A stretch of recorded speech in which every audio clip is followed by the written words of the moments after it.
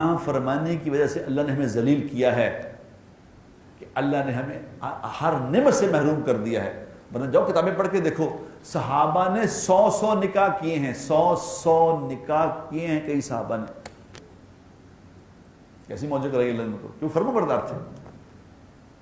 فرما برداری پہ آ جاؤ گے تو اللہ آج بھی 4 نکاح کرا دے گا. یہ نافرمانوں کے لیے ہے کہ جاؤ ایک کوئی عورت کو ذلیل ہوندے رہو, تن کے رکھ دے گی تنوں.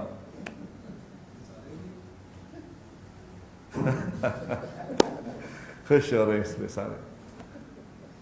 با خدا ہم اللہ کے فرما بردار بن جائیں تو عورتوں کے دل بھی, یہ عورتیں جو اس طرح اس قدر غسیلی ہوئی ہوئی کس بات پہ, کیونکہ ہماری نافرمانی سے. عورتیں تو نعمت ہیں, اللہ نے کہا کہ عورتوں میں سکون تلاش کرو, یہ تو نعمتیں تھیں. یہ ہمارے خلاف کیوں ہو گئی؟ ہماری نافرمانی سے. اگر ہم آج فرما بردار بن جائیں تو خدائے پاک کی قسم دنیا میں ہو رہا ہے یہ, اور ہوا ہے. ہماری بیوی ہمارے دوسرے نکاح کرائیں گی اگر ہم بندے دے پتر بن جائیں تو.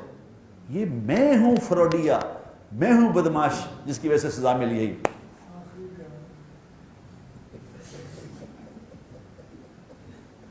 یہ مجھے کہہ رہا ہے تیرا آخری بیان ہے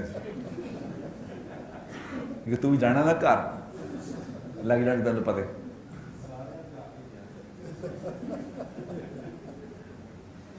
زندگی تو اللہ نے ایک مزیدار زندگی دی تھی میرے پیاروں, اللہ کی قسم ایک مزیدار زندگی تھی. جب حضرت امام حسن رضی اللہ تعالیٰ عنہ, شہزادوں کا شہزادہ, شہزادہ نہیں آخری شہزادہ, امام حسن سے بڑا کوئی شہزادہ دنیا میں آ سکتا ہے بتاؤ؟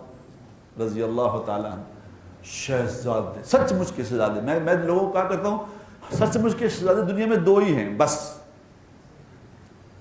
باقی سب برم ہیں. شہزادے 2 ہیں, امام حسن اور امام حسین رضی اللہ تعالیٰ عنہ.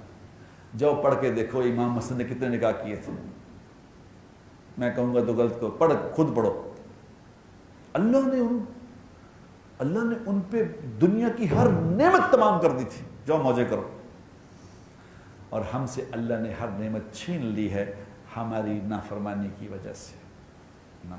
جاؤ پیسے ہی کمانو, پیسے دے مغرب پیرو. کچھ چیزیں انسانی فطرت ہے میرے دوستوں, کچھ انسانی فطرت ہے. فطرت کو بدل نہیں سکتے.